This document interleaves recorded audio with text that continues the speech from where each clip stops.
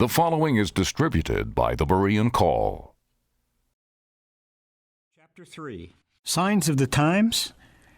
When you see a south wind blowing, you say, "It will be a hot day," and it turns out that way.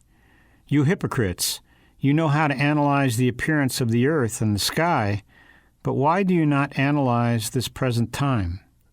Luke chapter 12, verses 55 and 56. This book is not a hair-splitting theological treatise, but a handbook for spiritual survival.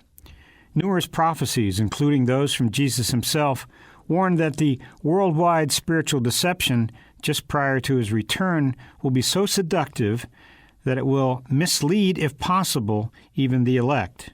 Matthew chapter 24, verse 24. It is only reasonable to assume that those warnings have been given to help us recognize this deception when it comes. The Bible contains many accounts that would lead us to believe that those living upon the earth at the time prophecy is fulfilled are expected to recognize events transpiring in their day as the fulfillment of what the prophets have foretold. For example, referring in his Pentecost sermon to what was happening on that historic day, Peter declared, quote, "This is what was spoken of through the prophet Joel," end of quote. And that's Acts chapter 2, verse 16. The view Jesus had of prophecy was equally practical. He called the two disciples on the road to Emmaus fools for not correlating Old Testament prophecies with events that had happened to him. Luke chapter 24, verses 25 and 26. And in the verses quoted at the beginning of this chapter, he called the Jews of his day hypocrites for not recognizing, on the basis of what their own prophets had said, the signs indicating the unique time in which they lived. Would Jesus also call us fools and hypocrites for not recognizing that we are living in the last days on the basis of the signs we've been given? Could we be deceived if we don't take heed to these warnings? And how can we take heed unless at some point in time we relate what we have been warned about with what is happening in the world? Why does the Bible describe the last days? We cannot escape the fact that the Bible repeatedly and purposefully addresses the subject of the last days and gives numerous signs by which those living at the time are to recognize them. Jesus specified a number of definite signs as though he intended that those living in the last days, though unable to tell the exact day or hour of his coming, Matthew chapter 24, verse 36, would be able to recognize when his second coming was very near. Apparently, it will be extremely important to be able to do so. Referring to the future events he had prophetically described, Jesus said, quote, "Now learn a parable from the fig tree. When its branch has already become tender and puts forth its leaves, you know that summer is near. Even so, you too, when you see all these things, recognize that he is near, right at the door." Matthew chapter 24, verses 32 and 33. End of quote. There can be no reasonable doubt that the Bible describes the last days with the obvious intent that some generation at some time will be able to recognize that he is near, right at the door. It is our responsibility to determine whether we are that generation or not. We must make this determination not on the basis of new revelation, personal bias, or a desire to be always positive, but by taking Bible prophecies at face value and then examining the evidence. Jesus and his apostles placed great emphasis upon certain signs and warned us not to be asleep and thus fail to recognize them and be caught by surprise. Paul wrote that Christians are not in darkness, that the day should overtake you like a thief. 1 Thessalonians chapter 5, verse 4. Some persuasive evidence. Critics argue that some of the signs Jesus gave, wars, rumors of wars, earthquakes, famines, pestilence, have been happening in cycles down through history. Therefore, the mere fact that they are occurring today, even though with greater frequency and intensity, does not in itself prove that we are in the last days. We shall see that it is not necessary to argue that point. There are other very significant signs of the last days for which that argument is meaningless. These generally overlooked signs not only indicate that Christ's return is very near, but carry grave consequences for every person on planet Earth. We ignore them at our peril.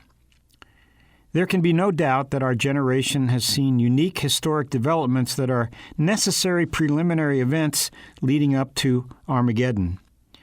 Yet impressive as these indications are, there is much more. For the first time in global history, humanity now has in its hands the terrifying weapons that make it possible to destroy all life on planet Earth. Without such weapons, the biblical prophecies about Christ intervening to save the human race from extinction would be meaningless.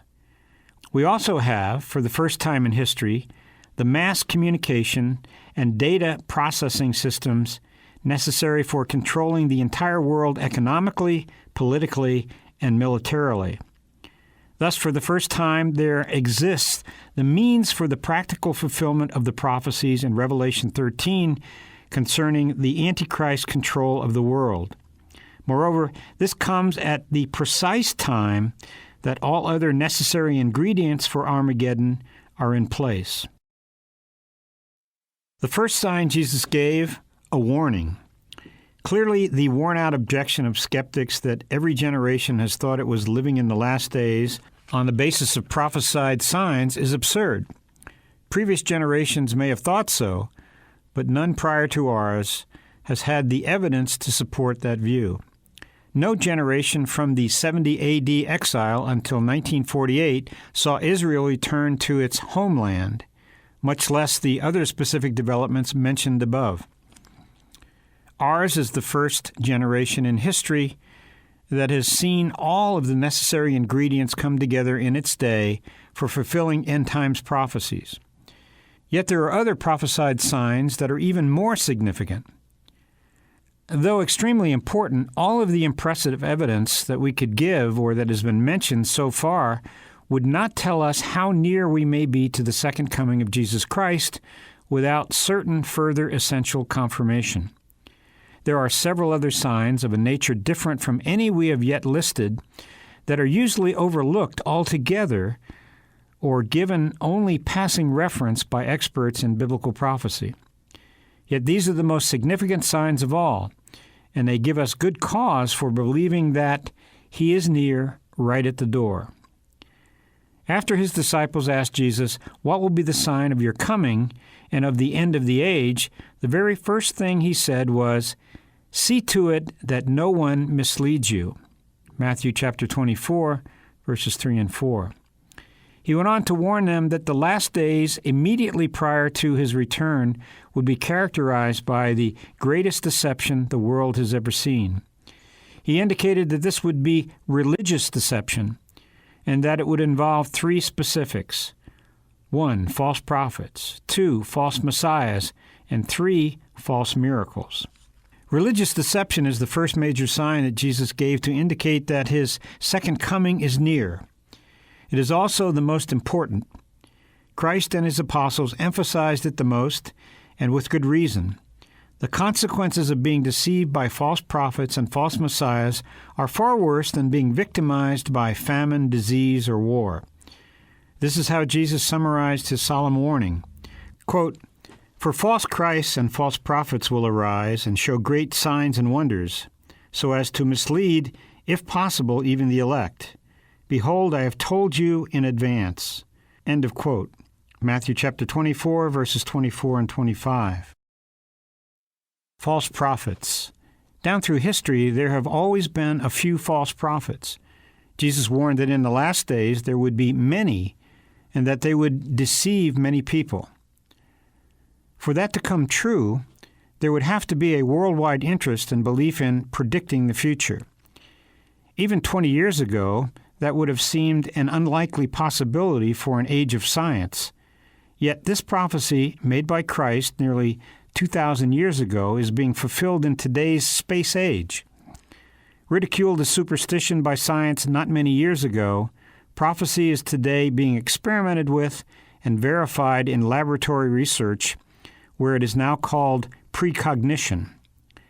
That term reflects the materialistic desire to deny anything supernatural and instead to explain the ability to foretell the future as a purely natural power arising out of an allegedly infinite human potential. On the one hand, that approach denies biblical prophecy, which comes as a revelation from God. The door is thus open wide for demonic entities to deceive modern man. Since their very existence is denied, nothing they do would be attributed to them. Moreover, there would be no such thing as false prophecy if precognition is a natural process. Nature is neither false nor true. As a result, the false prophets that Jesus warned about are more free to deceive in the space age than ever before in human history. And the growing eagerness among some Christians to accept new revelation, in spite of its conflict with the Bible, makes the church increasingly vulnerable to false prophets as well. Louisa Rhine, wife of Duke University's J.B. Rhine, the father of American parapsychology, has documented numerous convincing cases of precognition. In their remote viewing experiments, in which psychics were asked to describe distant sites from latitude-longitude coordinates picked up at random by computer, SRI scientists Harold Puthoff and Russell Targ discovered that certain psychics, such as Hella Hamid, could describe the site even before the computer designated it. Former astronaut Edgar Mitchell, sixth man to walk on the moon and commander of Apollo 14, founded the Institute of Noetic Sciences to explore what he calls the most promising frontier of all, the human mind. According to Mitchell, quote, interest in the potential of the mind has grown at a phenomenal rate among scientists in widely differing fields, end of quote. He considers precognition to be an important part of that potential. Mitchell has said, quote, prominent men and women from such unlikely fields as neurophysiology, theoretical physics, and anthropology have been looking seriously into such matters as the always perplexing yet well-documented capabilities of some people for mental activities ranging from telepathy and clairvoyance to precognition and telekinesis. What sort of scientists are daring to pursue these once taboo subject areas? Dr. Herbert Benson, Harvard University, Dr. Elmer Green, Menninger Clinic, Dr. Charles Tart, University of California, Dr. Stanley Gripner, president of the Saybrook Institute, Dr. Dan Coleman, senior editor, Psychology Today, and Dr. Harold Puthoff, Stanford Research Institute, to name just a few. End of quote. The growing acceptance of precognition by science is encouraging the average citizen to put increasing faith in the predictions of a mushrooming pantheon of psychic seers. Not long ago, Edgar Cayce and Jean Dixon were regarded skeptically by most people. Today, there are hundreds of professional psychic prophets with large followings, dozens of varieties of courses for developing psychic mind powers, from alpha-level training to mind dynamics, turn out thousands of amateurs who can do everything Cayce did and more. Graduates of silver mind control, for example, are given their money back if they cannot accurately diagnose persons whose names they have been given, but whom they have never heard of, much less seen or met. Some of the world's top business and political leaders wouldn't make a move without consulting their astrologer or psychic. The ingredients for fulfilling Christ's prophecy that many prophets would deceive many followers are now present as never before in modern history. It is interesting to observe that many of the predictions made by today's modern seers speak of coming disasters similar to those found in Bible prophecies, with an added positive note of hope that sounds suspiciously like certain kinds of positive thinking being taught in the church today. Andrzej Puharich is one of today's most brilliant medical scientists, with about 60 patents to his credit.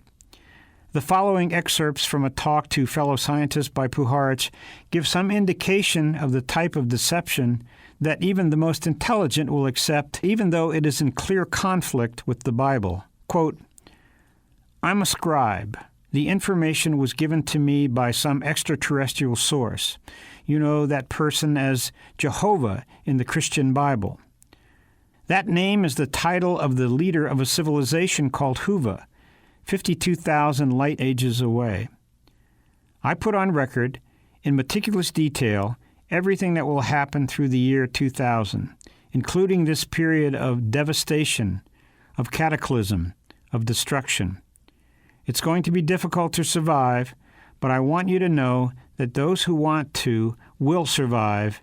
My colleagues and I saw that you could do healings without medicine. You just had to use your mind properly." End of quote. False messiahs. The Lord's prophecy about many false Christs appearing in the last day is also coming to pass. While there have always been some pretenders, today's world is flooded with those who claim to be Christ. Jim Jones and Charles Manson were two among many. Most of the Eastern gurus who have invaded the West in the last 20 years make the same claim. That a full-page ad could appear in major newspapers around the world announcing, "The Christ is now here," as happened in April 1982, is just one more indication that this is an idea whose time may have come. Those behind it have clearly stated what the ad implied. The Christ is not Jesus. The biblical test of the spirit of Antichrist is, quote, "Who is a liar but he that denieth that Jesus is the Christ? He is Antichrist." End of quote. 1 John chapter 2, verse 22. Within the past 20 years, tens of millions of people in the West have been converted to a basic tenet of Eastern mysticism that we believe will play a key role in the acceptance of the Antichrist. That concept is reincarnation, which is gradually superseding the once dominant Western belief in resurrection. It is almost inevitable that anyone dabbling in occultism will eventually, like Napoleon Hill and many of his readers, embrace reincarnation. Shirley MacLaine is a good example, and her recent best-selling autobiography has convinced many readers.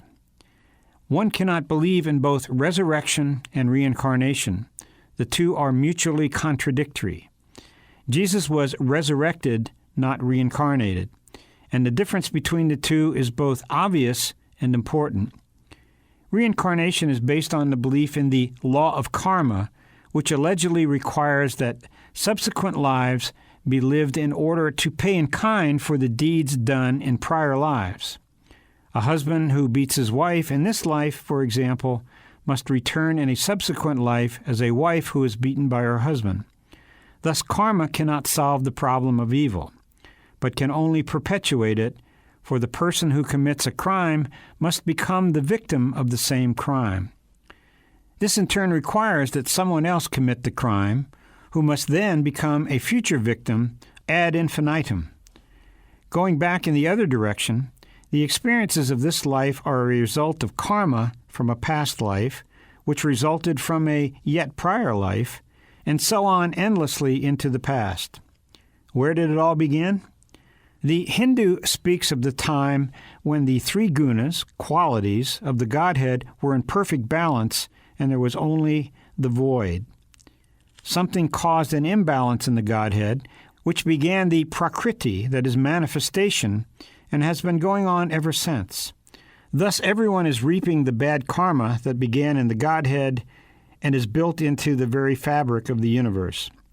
In spite of the fact that this philosophy is absolutely hopeless, senseless, and immoral, many leading psychiatrists have become believers in reincarnation.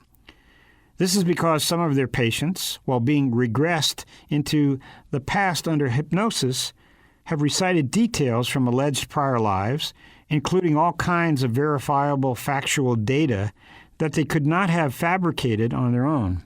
Psychiatrist Helen Wambach, for example, has regressed more than 5,000 patients into prior lives, and her careful analysis of their recorded memories is very convincing. We will deal with the deception involved in hypnotic trances and other forms of altered states of consciousness later.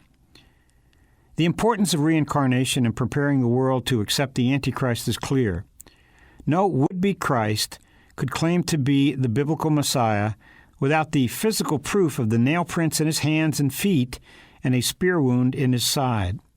However, if the world is not looking for the resurrected Jesus, but for the latest reincarnation of the Christ Spirit, then no nail prints or spear wound would be necessary. Antichrist can claim to be the Christ and be believed if he has sufficient psychic powers to seemingly work the miracles that are expected of Christ when he returns. This could well be how he proves who he is. Paul warned that Antichrist's coming is in accord with the activity of Satan, with all power and signs and false wonders, and with all the deception of wickedness. 2 Thessalonians chapter 2, verses 9 and 10. This puts in a very vulnerable position those Christians who accept anything that seems to be miraculous as coming from God. Although miracles are important, we must beware of placing greater emphasis upon them than Scripture supports. Jesus himself said of John the Baptist that there was no greater prophet born of women, Luke chapter 7, verse 28, and yet we are told that John did no miracle, John chapter 10, verse 41. And of Jesus it is said, though he did so many miracles, yet the Jews still did not believe on him, John chapter 12, verse 37. The Bible does not teach that the great need today is for a miracle ministry, as is so heavily emphasized on much Christian television. Rather, it warns us that we need discernment to know the difference between what is of God and what is of Satan. False miracles. Having rejected biblical miracles, today's science is accepting the false miracles of Satan, not for what they are, but as alleged natural powers of the mind, which we call psychic phenomena.